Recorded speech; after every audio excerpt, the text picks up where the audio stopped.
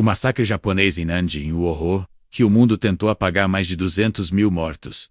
Mulheres estupradas em massa, crianças mutiladas, prisioneiros executados como esporte, e o mundo calado, nenhuma manchete, nenhum julgamento imediato. Apenas o silêncio abafado de uma barbárie que poucos ousam contar. Nanjing, dezembro de 1937. Enquanto a Europa ainda caminhava para o caos da Segunda Guerra Mundial, o inferno já havia começado do outro lado do planeta. O Japão, tomado por um nacionalismo doentio e por uma ambição imperial desenfreada, invadiu a China. Mas o que aconteceu em Nanjing ultrapassou todos os limites da guerra. O massacre que se seguiu não foi um acidente, não foi um efeito collateral. Foi um espetáculo de horror planejado, metódico e cruel. O exército imperial japonês, ao tomar a capital chinesa, transformou a cidade em um campo de extermínio humano. Durante 6 semanas o mundo assistiu, ou escolheu não assistir, à devastação total de uma população civil. E por que esse evento raramente aparece nos livros de história? Por que Hollywood nunca contou essa história? Por que o Ocidente, tão obcecado com os horrores de Auschwitz, ignora completamente o que foi Nanjing? Essa é a história que você nunca ouviu. Não porque ela não foi contada, mas porque ela foi apagada. As imagens são poucas, os sobreviventes, raros, mas os registros que restam são brutais. Mulheres grávidas violadas com baionetas, crianças decapitadas, homens usados como alvo de treinamento com espadas samurais. A cidade inteira virou uma arena de sadismo. E ainda assim, a maioria das pessoas fora da Ásia nunca ouviu sequer o nome Massacre do Nanjing. Talvez porque os autores dessa chacina jamais foram punidos de forma justa. Talvez porque o Japão se tornou um aliado estratégico dos Estados Unidos logo após a guerra. Ou talvez porque, no jogo sujo da geopolítica, certos crimes simplesmente não rendem manchetes. Mas hoje, essa história será contada sem censura, sem maquiagem, sem o verniz diplomático que encobre a verdade. Este vídeo vai mergulhar em um dos episódios mais sombrios da história moderna. O dia em que uma cidade inteira foi entregue à selvageria. Vamos revelar como o Japão construiu seu império à base de sangue e silêncio. E por que o mundo, por conveniência ou covardia, escolheu esquecer.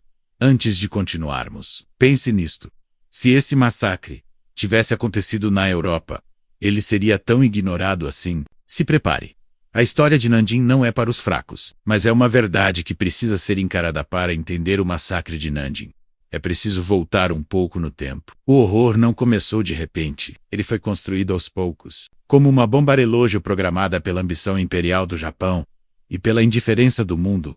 No início do século XX, o Japão já mostrava suas garras. Inspirado pelos impérios coloniais da Europa, o país decidiu que também teria seu próprio pedaço do mundo. A China, enfraquecida por guerras internas e décadas de dominação estrangeira, parecia o alvo perfeito. E em 1931, o Japão invadiu a Manchúria ao norte da China, usando um pretexto forjado, uma explosão de trem atribuída falsamente aos chineses. O mundo assistiu calado.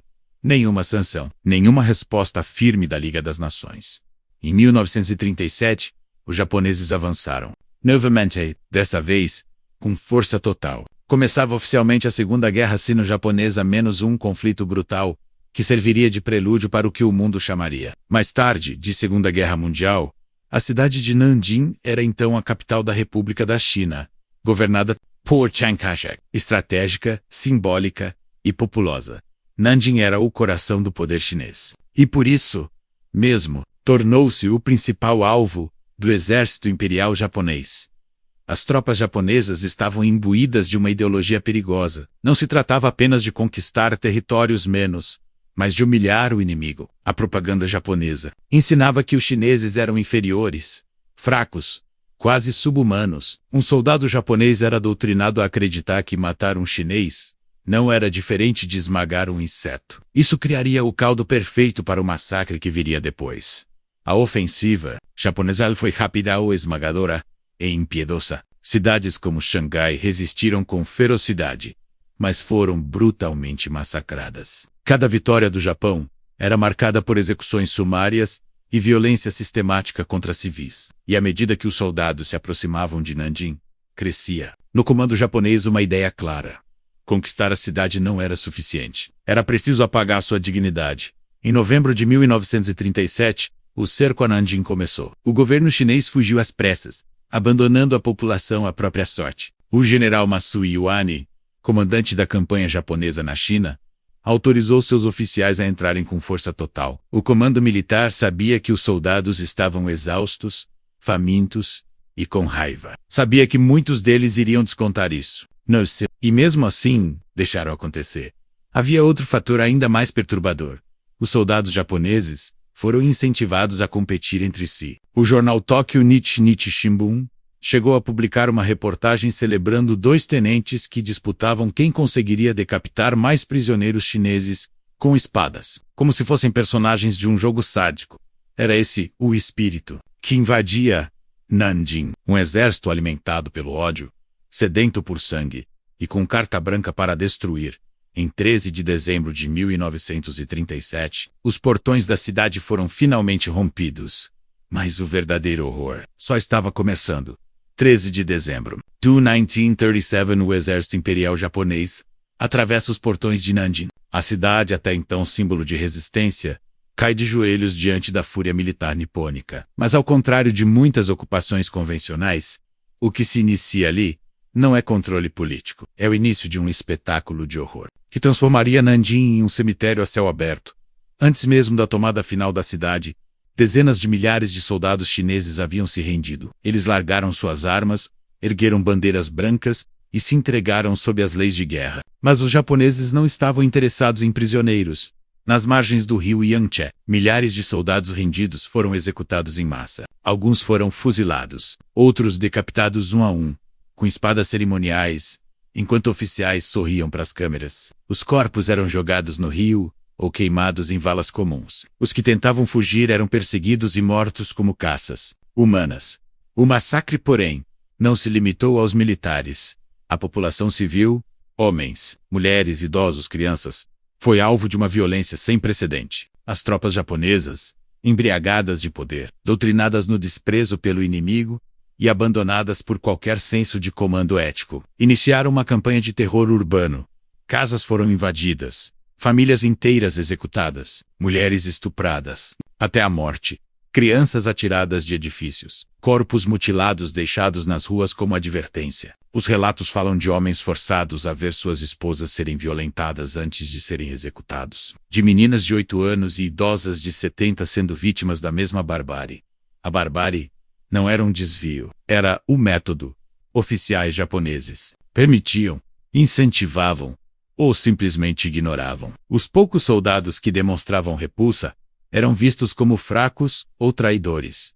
Muitos registraram os crimes em diários, menos com detalhes, não como confissões, mas como troféus, como parte de um ritual doentio de guerra. Durante as primeiras semanas de ocupação, estima-se que até 300.000 pessoas tenham sido mortas. O número exato talvez nunca seja conhecido, mas a escala do massacre é inegável. Para cada rua que os japoneses atravessavam, deixavam uma trilha de sangue. Hospitais foram atacados, igrejas profanadas, escolas transformadas em quartéis de tortura. E tudo isso sob o silêncio do mundo. Nanjing estava isolada. A imprensa ocidental só começaria a saber dos acontecimentos semanas depois. E mesmo assim, muitos jornais ignoraram ou minimizaram o massacre, em nome da diplomacia, ou da desconfiança seletiva de relatos exagerados. Afinal, quem acreditaria em tamanha brutalidade? Mas os horrores eram reais, fotografados, filmados, testemunhados por diplomatas e missionários estrangeiros que estavam na cidade, e que, mesmo correndo risco de vida, começaram a documentar o que viam. A queda de Nanjing foi mais do que uma. Foi uma condenação da humanidade à sua forma mais primitiva. O que aconteceu ali ultrapassa qualquer lógica de guerra. Não foi estratégia, não foi vitória. Foi sadismo institucionalizado. E o mais perturbador, isso era só o começo. Os números por si só já seriam suficientes para chocar o mundo. Mas em Nanjing, os números são apenas a superfície. O verdadeiro horror está nos detalhes, menos nos relatos, nas imagens, nos testemunhos que o tempo tentou enterrar. Durante as 6 semanas de ocupação japonesa, mais de 300.000 pessoas foram massacradas, menos muitas de forma sistemática, outras por pura crueldade gratuita. Estima-se que entre 20 mil e 80 mil mulheres tenham sido estupradas.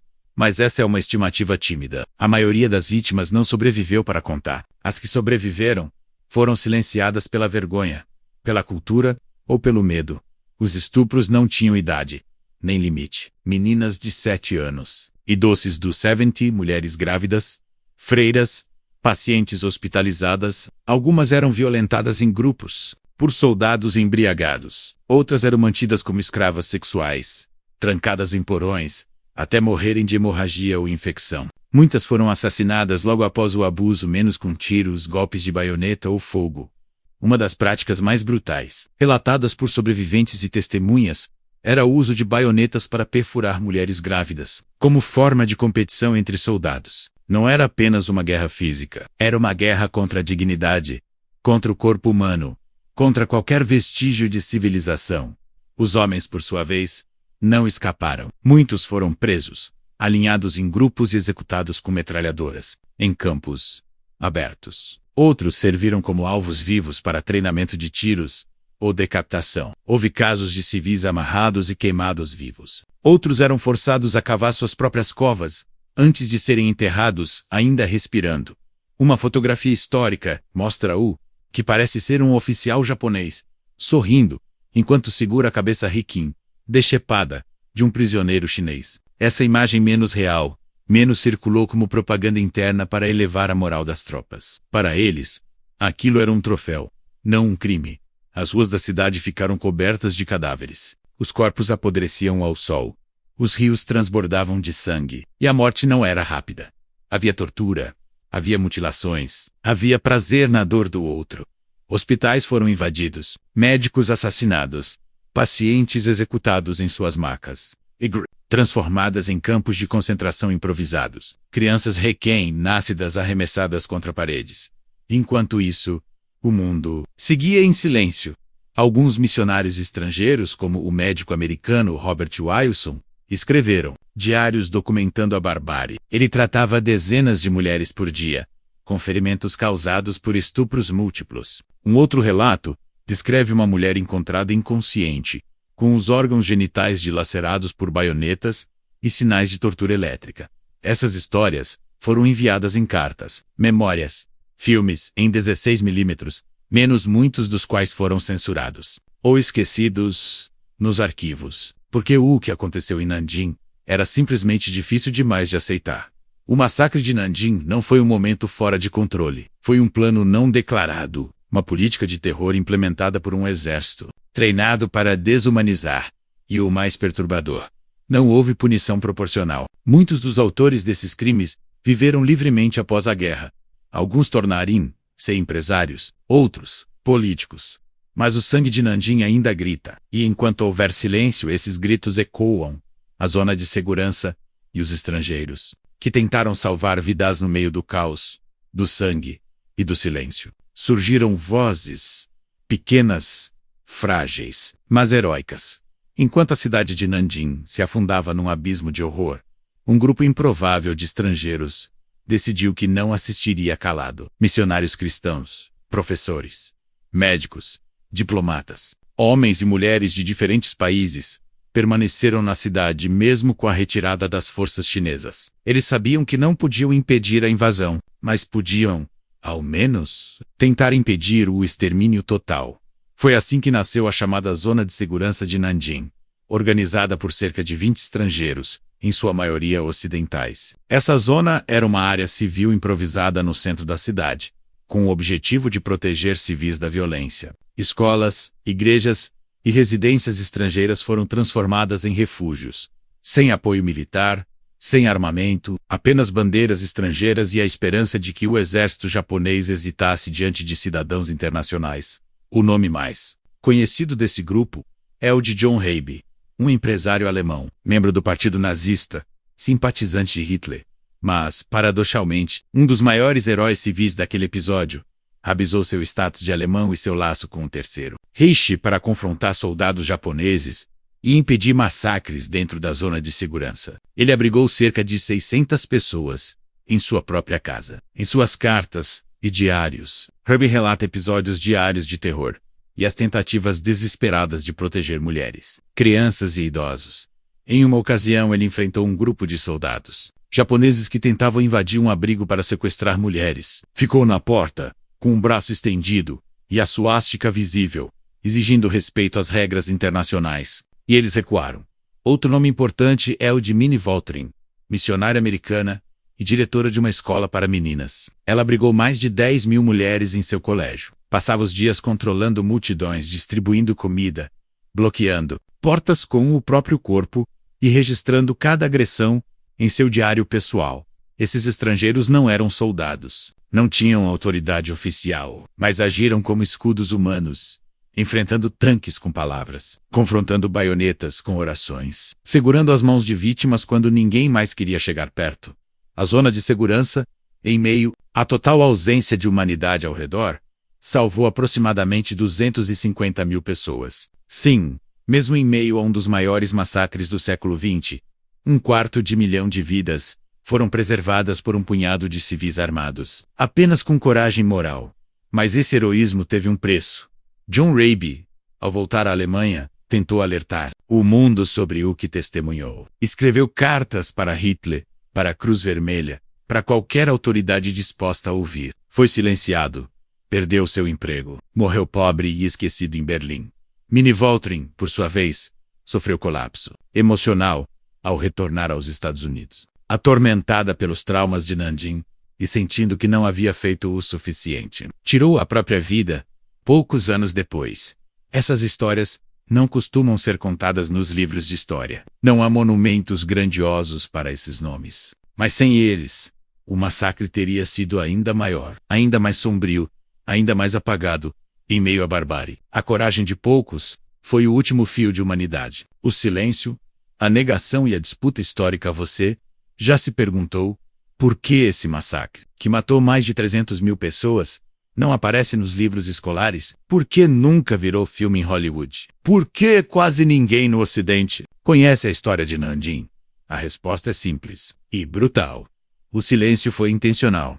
Após o fim da Segunda Guerra Mundial, os aliados organizaram tribunais para julgar os crimes cometidos pelas potências do eixo. Em Nuremberg, nazistas foram enforcados em praça pública.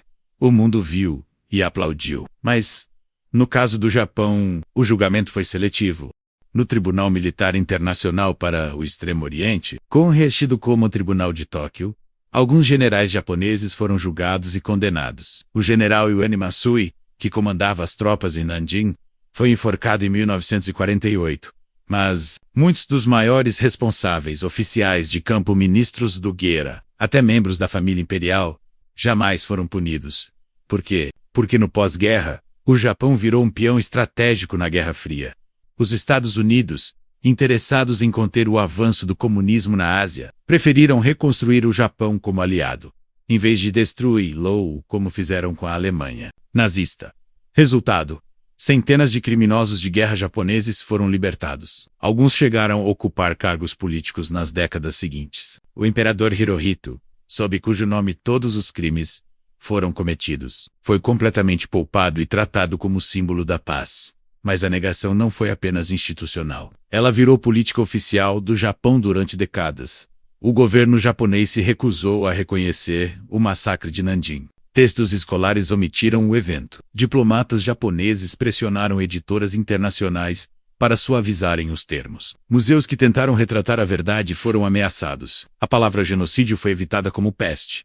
Até hoje, líderes japoneses de partidos ultranacionalistas dizem abertamente que o massacre é exagerado ou fabricado pela propaganda comunista chinesa. Alguns chegam a afirmar que as vítimas morreram em combate, não em execuções. Isso mesmo. Segundo essa versão, civis estupradas, bebês decapitados e prisioneiros queimados vivos seriam apenas baixas de guerra. Mas a verdade não desapareceu tão facilmente. Na China, o massacre de Nanjing virou símbolo de resistência e de trauma nacional. Em 1985 foi inaugurado o Memorial das Vítimas do Massacre, com fotos, vídeos e testemunhos. O governo chinês fez questão de eternizar as evidências que o mundo tentou esquecer. Ao mesmo tempo, jornalistas, historiadores e cineastas independentes começaram a cavar os arquivos esquecidos. Descobriram fotos tiradas às escondidas, diários de missionários e até filmes em 16mm feitos por ocidentais que estavam na cidade. Um desses relatos, o do John Maggie, um missionário americano, traz filmagens originais do massacre. Ele arriscou a vida para gravar execuções, estupros e valas comuns, com uma câmera amadora. Essas imagens são algumas das únicas provas visuais diretas do horror de Nanjing. A disputa histórica continua até hoje para a China. Lembrar, resistir. Para o Japão, lembrar é desconfortável. E para o Ocidente, lembrar pode ser inconveniente. Mas ignorar o massacre de Nanjing é cometer um segundo crime. Da cumplicidade com o esquecimento. E talvez seja por isso que, até hoje, o sangue nas ruas de Nanjing ainda não secou por completo. As cicatrizes até hoje.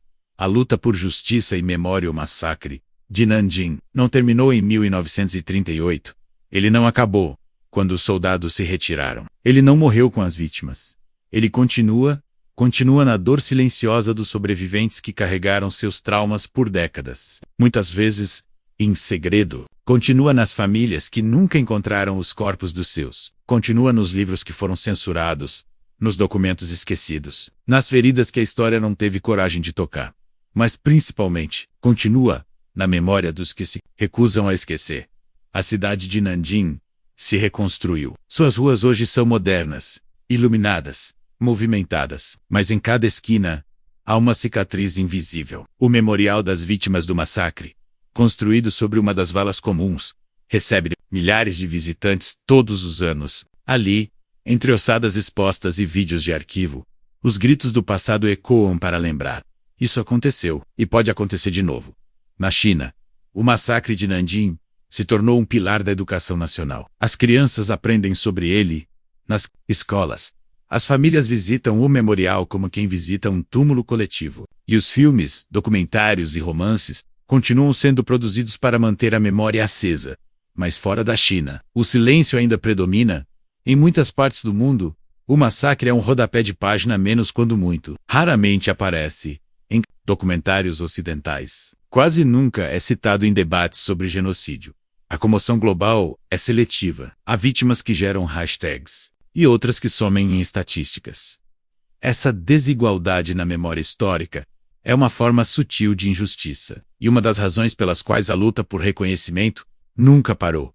Organizações internacionais de direitos humanos, de vítimas, historiadores e ativistas, ainda pressionam o Japão por um pedido oficial de desculpas menos completo, formal, inequívoco. Alguns governos japoneses já emitiram notas vagas de arrependimento, mas sempre com ressalvas, sempre com ambiguidade. Nunca houve o equivalente a um nunca mais. Por isso, o massacre de Nanjing ainda é uma questão diplomática delicada, ainda provoca protestos, ainda gera atritos entre nações, ainda divide versões da história. Mas talvez a pergunta mais incômoda não seja por que o Japão não pediu desculpas. Talvez a pergunta certa seja: por que o mundo permitiu o esquecimento? Quantos outros massacres foram varridos para debaixo do tapete? Quantas verdades foram sacrificadas em nome de acordos políticos? Quantas vidas humanas perderam valor simplesmente por nascerem no lugar errado? O massacre de Nanjing não é apenas uma tragédia da história chinesa. É um espelho cruel que reflete o que a humanidade é capaz de fazer e o que está disposta a ignorar. E enquanto houver um só nome sem lápide, uma só mulher sem justiça, uma só criança que morreu sem nem ser contada, o massacre de Nanjing ainda está acontecendo. Se essa história precisa ser lembrada, ajude a espalhar a verdade. Curta o vídeo, se inscreva no canal e compartilhe com quem nunca ouviu falar do massacre de Nanjing.